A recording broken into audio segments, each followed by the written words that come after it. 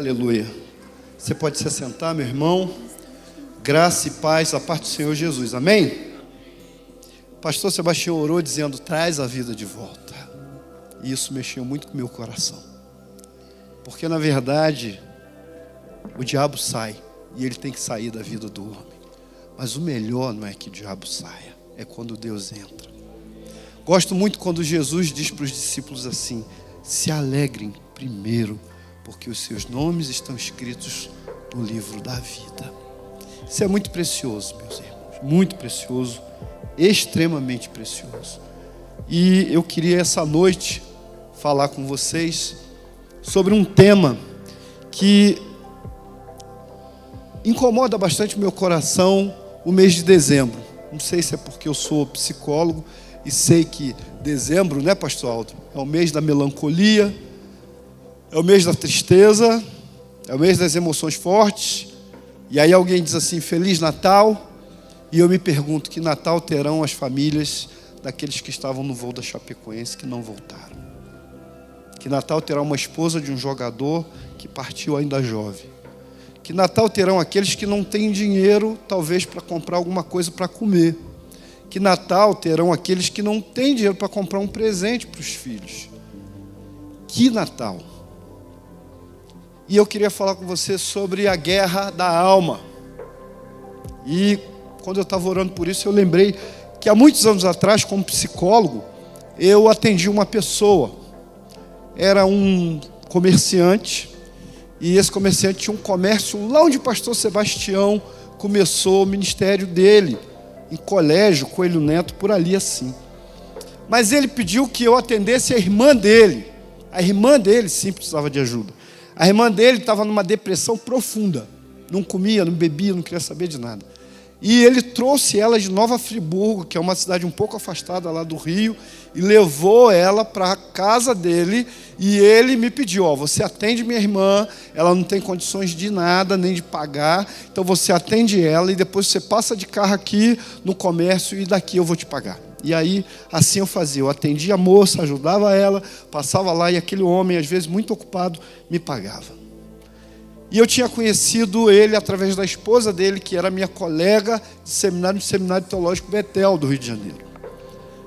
E um ano depois, eu já tinha atendido a irmã dele, saiu da depressão, felizmente, se curou, melhorou bastante, voltou para Friburgo.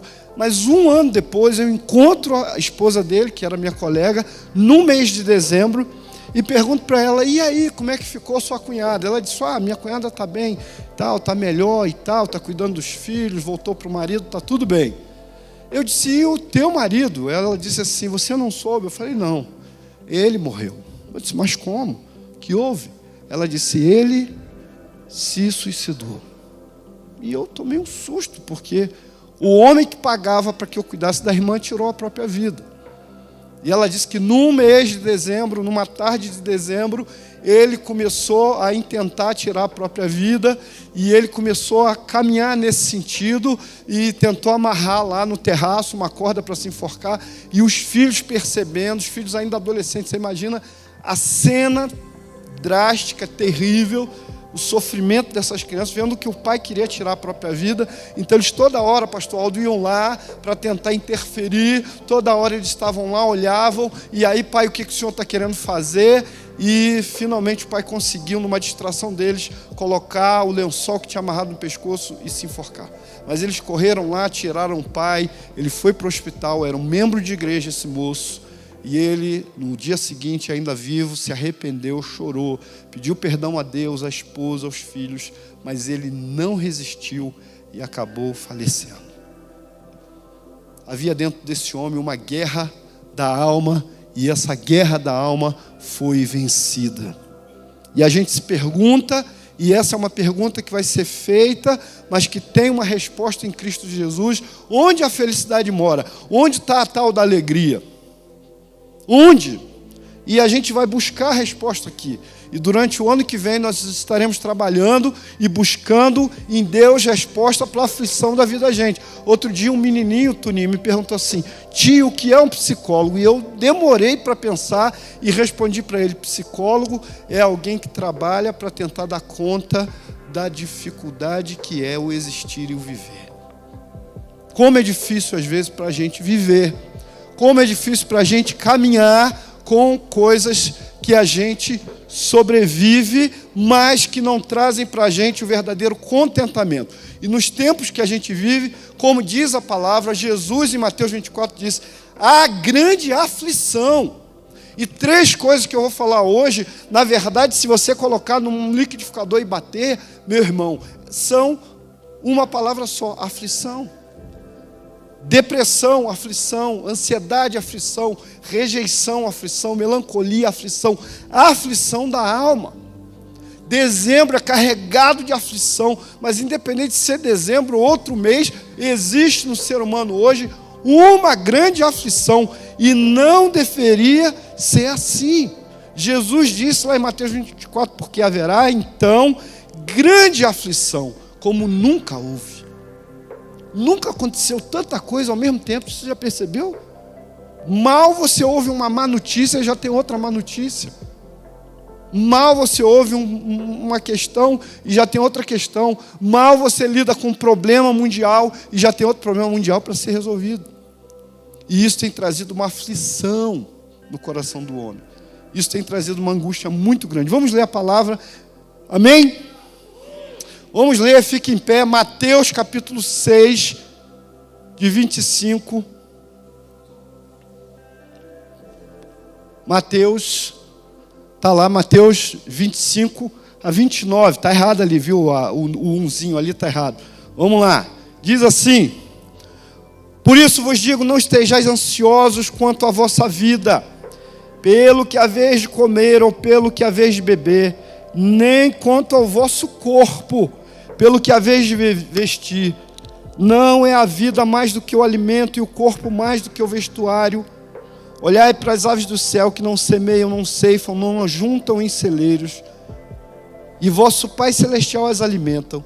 Não valeis vós muito mais do que elas? Ora, qual de vós, por mais ansioso que esteja, pode acrescentar um côvado da sua estatura? E pelo que haveis de vestir, porque andais ansiosos, olhai para os lírios do campo, não crescem, não trabalham, nem fiam. Contudo vos digo que nem mesmo Salomão em toda a sua glória se vestiu como um deles. Amém? Pode se assentar em nome de Jesus. A grande verdade, meu irmão, minha irmã, é que nós não deveríamos ter ansiedade. A ansiedade não deveria fazer parte da minha e da sua vida, mas ela faz. A ansiedade não deveria ser um sentimento, porque é um mandamento de Deus, Maurício, que diz assim, não estejais ansiosos, mas a gente fica. A gente fica aflito, que tem que comprar, que tem que resolver, que tem que trabalhar, que tem que cobrir o cheque, e, sabe, a coisa te perturba. Eu entreguei o dízimo em cheque, e aí o cheque voltou, eu fiquei apavorado, eu disse, passei um cheque sem fundo para a igreja. Fiquei angustiado, 2 dias angustiado com esse negócio. Liguei para a Ana, pelo amor de Deus, vai lá no banco ver o que é isso e tal. Esqueci de assinar o cheque. O cheque não estava assinado, gente, era só isso. Intencional, segundo o pastor Sebastião. A gente fica ansioso, o nosso coração, ele balança. E aí você pergunta assim, o que é a ansiedade? A ansiedade, na verdade, ela é definida pela psicologia como o medo antecipado. A gente tem medo que as coisas ruins aconteçam e que as boas não aconteçam. A gente se antecipa, vai dar tudo errado. Já viu? Alguém já leu aqui a morfologia? Pedro Bloch escreveu um livro, Corolário de Murphy. Ele diz assim, tudo tem que dar errado, dará. O seu ônibus passará, tão logo você resolva trocar de ponto. A sua fila de carro é sempre a mais lenta e invariavelmente a troca. É verdade, já viu? Sua fila de carro está andando devagar, você diz, vou para aquela lá. Você troca, a tua para e aquela lá começa a andar. É a lei de Murphy. A morfologia, a lei de Murphy diz isso. O que tem que dar errado, dará. Os sistemas de computadores, né, está ali meu amigo Ronaldo, que trabalha com isso, foram feitos para dar problema. Já viu? Você bota o sistema na sua empresa, o melhor trava tudo. Deu problema. Então, há uma angústia no nosso coração e um achismo de que tudo vai dar errado. E de que as coisas não vão bem. E aí a gente começa a falar primeiro da ansiedade. E a ansiedade é isso. Houve um advogado conhecido, famoso lá no Rio de Janeiro, que era pregador, morava em Petrópolis. E ele sempre falava essa frase: hipótese é aquilo que não é, a gente faz como seria se fosse, para ver no que dá. E a ansiedade é isso: você vai tomar uma injeção, acha que vai morrer. Você vai fazer uma cirurgia e acha que vai passar dessa para melhor. E você começa a conviver com essa angústia. Houve um grande autor americano, um psicanalista chamado Rollo May. O Rollo May era um psicanalista cristão, Aldo. Aldo conhece, um homem de Deus. Ele foi influenciado pelo grande teólogo Paul Tillich. E o Rollo May escreveu um livro intitulado O Homem em Busca ou O Homem à Procura de Si Mesmo. E ele dizia o seguinte: muitas pessoas estão ocupadas só para disfarçar a ansiedade. Seu ativismo é um modo de fugir de si mesma. Elas obtêm o seu temporário senso de vivacidade, correndo de um lado para o outro, como se estivessem realizando algo, só pelo fato de se movimentarem, ou como se estarem ocupadas fosse uma prova de sua importância. Você quer ver um bando de gente ansiosa? Vai a um casamento. E eu, Marquinhos, costumo agir no casamento como psicólogo. Eu sento e fico olhando, né? Cada um quer mostrar que está melhor do que o outro. O andar, o jeitão, sabe? A roupa, aquele vestido alugado que eu vou entregar depois. Aquele fraque, né? Linho fino, mas que eu tenho que entregar amanhã e ainda vou reclamar de pagar. Mas o povo está ali. E a ansiedade é grande. O Natal traz uma ansiedade dia 24 de dezembro. Não sei se aqui é assim, eu acho que não é, tomara que não seja, mas no Rio de Janeiro parece que todo mundo enlouquece no 20º dia de dezembro até o dia 24. Tudo tem que ser feito antes do dia 24, a casa tem que ser pintada antes do dia 24, eu tenho que consertar o carro antes do dia 24, eu tenho que comprar tudo antes do dia 24, e o comércio bota o preço ele lá em cima, e a gente que é bobo vai lá, compra tudo, quando chega em janeiro diz assim, tudo pela metade do preço. E aí você está zerado, bobão, porque comprou tudo na ansiedade. Desesperado, para pagar, para mostrar, para dizer eu fiz, eu realizei. Gente, isso é aflição de espírito. E o Rollo May falou que os homens vivem dessa maneira. A ansiedade é algo profundo, ruim, e a ansiedade nos levará em seguida ao pânico ou às fobias. Muitas pessoas que vivem um período longo de ansiedade, o somatório, o resíduo, o extrato final, a consequência posterior disso, sabe o que é? É as fobias, síndrome de pânico e depois consequente depressão. O pânico hoje é algo no mundo terrível. 4% da população mundial tem síndrome de pânico. Eu não estou falando de ansiedade. A síndrome de pânico tem afetado crianças. Há algum tempo atrás atendi um homem que o filho tinha síndrome de pânico e ela se manifestava diferente. No adulto dá um medo de morrer, o medo de sair de casa, começa a ter hiperidrose, que é uma sudorese sem fim nas mãos. Existe inclusive cirurgia para isso. O adulto tem esse medo, mas a criança às vezes fica com medo desesperado do pai morrer. O menino agarrava na perna do pai e dizia, pai, você não vai trabalhar porque eu estou sentindo que o senhor vai morrer. 280 milhões de pessoas no mundo, isso é mais do que a população do Brasil, hoje vivem com síndrome de pânico. E a síndrome de pânico é algo pesado, é algo difícil, tem vários sintomas, eu não vou falar de todos os sintomas, mas a pessoa fica inabilitada para viver, para trabalhar, ela não consegue mais estar no meio de multidão, ela não consegue mais ir a um shopping, ela tem medo, ela começa a gelar de repente, dá um colapso nessa pessoa. Algumas pessoas vão até o limite do estresse da vida material, de uma vida sem parar, sem refletir, e elas acabam tendo um colapso. Esse colapso é terrível. Eu atendi uma moça no Rio de Janeiro que ela montava festas, e ela montava 4, 5 festas no final de semana. E depois ela tinha que correr de madrugada para desfazer as festas. E junto disso ela fazia a faculdade. E eu disse para ela, você vai ter que parar um pouco. Porque a síndrome de pânico você tem que tratar com remédio. Mas você também tem que dar um tempo para você diminuir suas atividades, botar o pé para cima, ver desenho animado, parar de ver notícia ruim. Você precisa refrescar sua cabeça. A moça não me ouviu. E a próxima ligação que eu recebi da mãe dela, ela estava internada. Porque a síndrome de pânico tem atacado pessoas. E as pessoas têm sofrido. Existem alguns sintomas que apontam para a síndrome de pânico. Mas não vamos falar deles hoje. Outra coisa que acontece, e às vezes acontece com uma pós-síndrome de pânico, é a depressão. A depressão é considerada por muitos autores como a síndrome da infelicidade. Há uma angústia no ar. Está tudo bem, eu estou bem em casa, eu estou bem na família, eu não sei o que houve, mas há algo dentro de mim que não funciona bem. Ah, mas eu já aceitei Jesus, fui liberto de demônios e continua assim, não sei porquê. Conheci uma moça, uns 2 anos antes de vir para cá, ainda no Rio de Janeiro, o pastor me indicou para atender aquela moça. Ela chegou com cabelo nos olhos, uma aparência estranha, era uma mulher loura, e ela disse assim: eu vim aqui porque eu sou uma ex-bruxa. Eu falei: se você é ex-bruxa, como?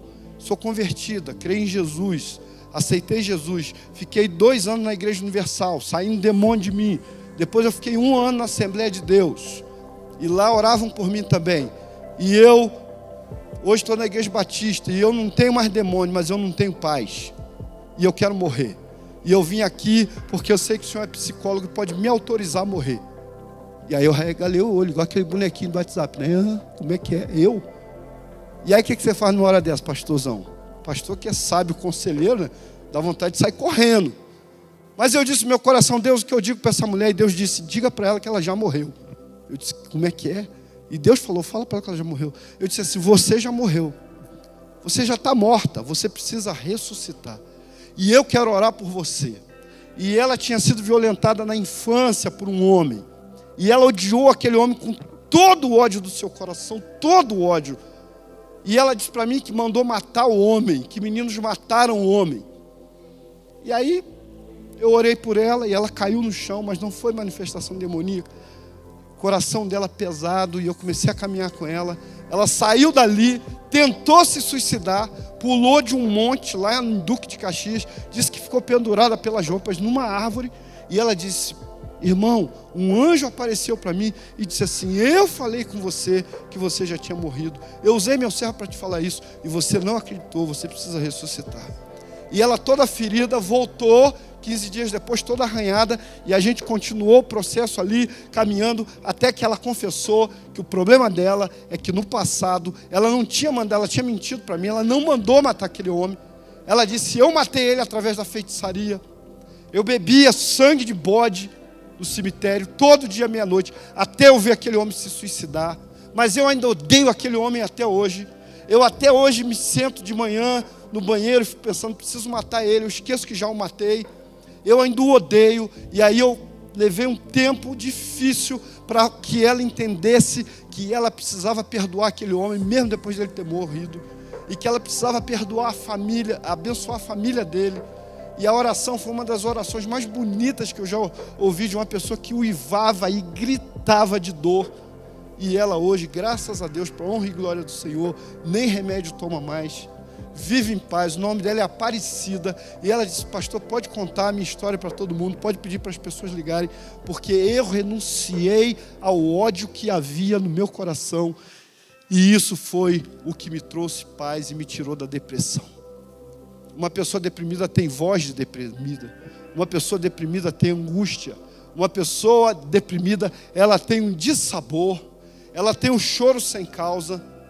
É como se uma fotografia colorida que você olha fosse perdendo a cor. Isso é depressão. Não há prazer em tomar um bom sorvete. Não há prazer em ver o futebol. Não há prazer da esposa namorar o marido. Não há alegria de estar com os filhos, não há alegria em sair de casa, parece que tudo vai perdendo sentido, parece que você não tem mais entusiasmo para nada, a depressão vai afundando você e tirando de você toda a vida que Deus colocou em você.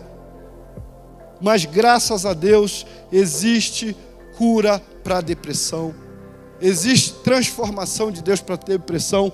A depressão se caracteriza por um grande desinteresse pela vida. não há interesse, não há vontade. Você chora, às vezes pergunto para pacientes, principalmente as mulheres assim, você chora às vezes quando está tomando banho no chuveiro? Sim. E você sabe por que está chorando? Não. Não há um porquê. Há uma tristeza no ar. Há uma distimia, como é chamado pela psiquiatria. É um dissabor. Nada está bom. As cores não são bonitas, as flores não interessam. A beleza do mundo, dos mares, das montanhas, nada disso faz eu me mover para nada. A emoção vem de uma palavra chamada emovere, que é mover. E a emoção é que me move e me faz caminhar. Mas se eu não tenho emoção, eu me torno abúlico, como aquela pessoa que você encontra na rua, você fala assim, parece, Tuninho, que você está falando e a palavra está passando, a pessoa não há sentido na vida por causa da angústia e da depressão. Há uma grande aflição nos dias de hoje. Há muitas pessoas que moram do seu lado, no seu condomínio, que vivem em depressão. Pastor Sebastião começou a abençoar a gente aqui, contando as histórias dos vizinhos dele. Lá, e que ele abençoa, e que ele ministra, e que ele investe para que eles vão à célula. E eu encontrei lá no meu condomínio um homem que bebe. Toda vez que eu chego com o carro, às vezes ele para o carro dele antes, e ele é um senhor já de idade, e ele pega uma garrafinha e fica bebendo dentro do carro, e meus olhos enchem de lágrimas. E eu tenho amado aquele homem, a mulher dele é doente fisicamente, a filha dele usa crack e o filho é maconheiro. Que coisa triste. Que motivo aquele homem tem para ser feliz? E eu tenho insistido com ele para vir, e ele sempre diz assim, domingo que vem eu vou, mas eu sei que em nome de Jesus, um dia ele vai vir e vai estar aqui, e vai ouvir a palavra de Deus, e eu sei que Deus tem solução, Jesus tem solução para a família daquele homem. Muita gente está ansiosa, muita gente está deprimida, não dá para falar tudo hoje, a gente vai caminhar em temas como esse, mas muita gente também sofre de uma coisa chamada rejeição. Rejeição. Antes, a depressão é muito frequente na sociedade atual, a tendência é aumentar à medida que ela vai se tornando menos humana. Nem dá tempo de falar disso. Mas se você ler o livro de Timóteo, lá diz que aparecerão homens, e aí me perdoem, abriu parênteses aqui, parece que está descrevendo o nosso Congresso Nacional. Homens maus, homens infiéis nos contratos, amantes de si mesmos, mais amantes dos prazeres do que de Deus, homens que não respeitam pai, mãe, homens sem afeto natural, monstros, gente sem escrúpulos, sem caráter, gente sem coração. Isso tem aumentado a depressão de muita gente, esse tipo de vida e esse tipo de atitude. Mas a rejeição, e eu pergunto a você se você sente rejeição ou se você já passou por isso. A rejeição é algo que você se sente desconfortável. Parece que você não faz parte. Quando você entra num lugar, olha, parece que todos estão olhando para você e criticando você.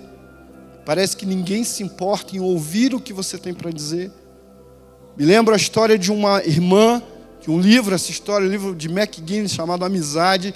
Ele diz que uma irmã procurou o seu pastor e disse assim, pastor, estou pagando um psicanalista para me ouvir. E o pastor disse assim, minha irmã, você não precisava de um psicanalista, você tem os irmãos da sua igreja. E ela disse assim, pagando um psicanalista, é a única forma que eu tenho a certeza de que eu vou poder falar das minhas dores, das minhas angústias, da minha vida, da minha história, sem que ninguém me interrompa para contar uma outra história e dizer que a história dela é mais importante do que a minha. Algumas pessoas se sentem rejeitadas.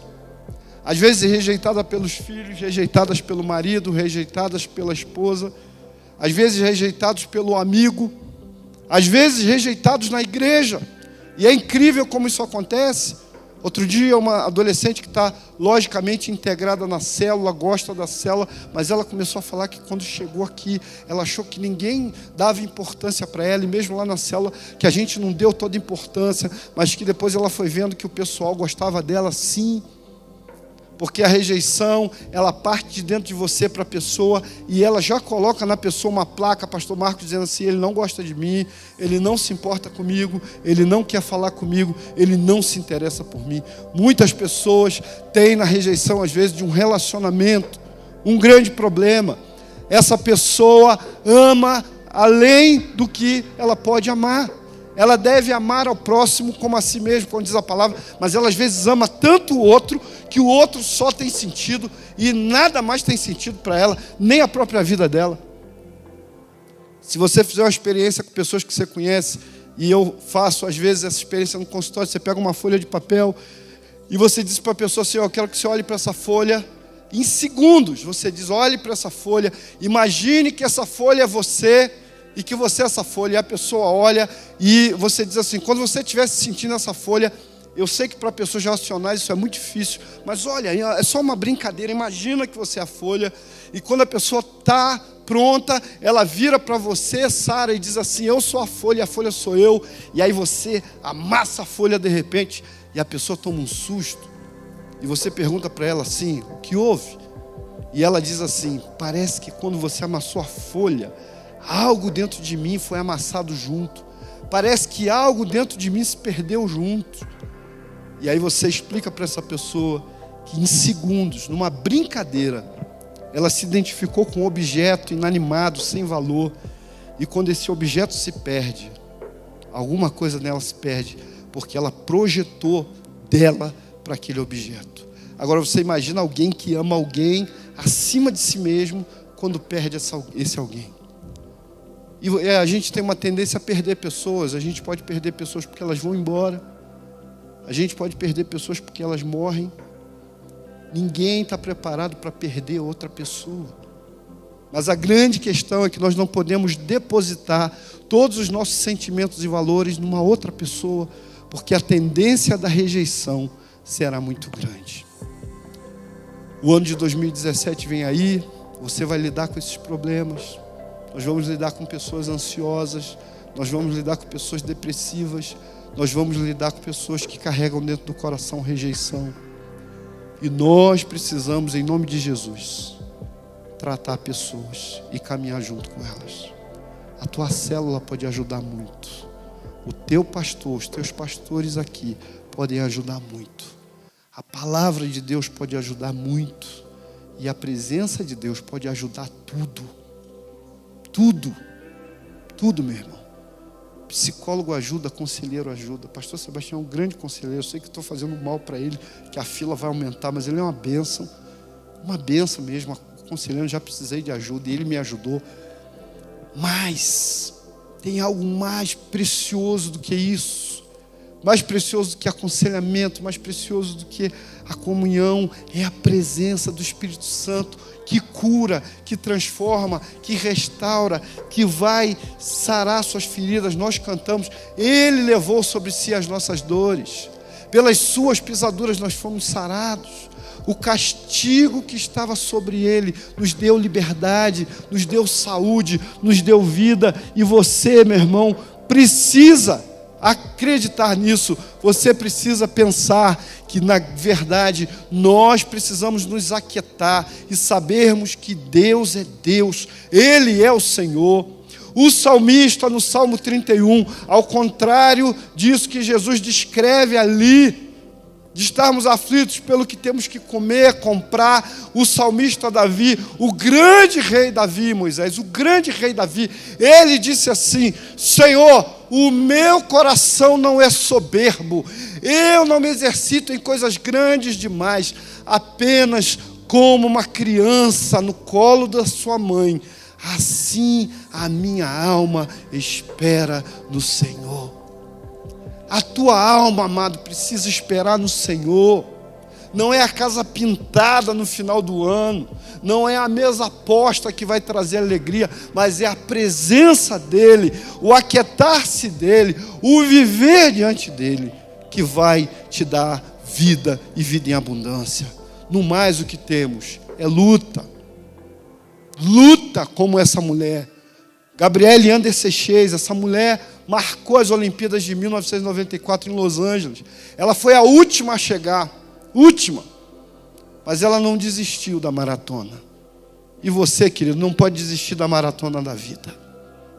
Lá no Rio de Janeiro a gente sai no carnaval, pessoal, eu saía muito, agora não, vai para a região dos lagos. É mesmo que ir aqui para a praia de Santa Catarina. Gente, o que a gente vê, porque um percurso de 3 horas vira 14, né, pastor? E o que a gente vê de carrinho quebrando, carro sem manutenção, carro com problema de arrefecimento, de água que aquece. E na vida parece que está assim, a gente está caminhando e vê um quebrado ali, um detonado ali, um ferido ali, um machucado ali. Lá na cidade onde eu morei e onde o pastor Sebastião pastoreou, tem uma igreja lá, um pastor, um homem de oração, um homem com uma vida bacana, de repente entrou em depressão.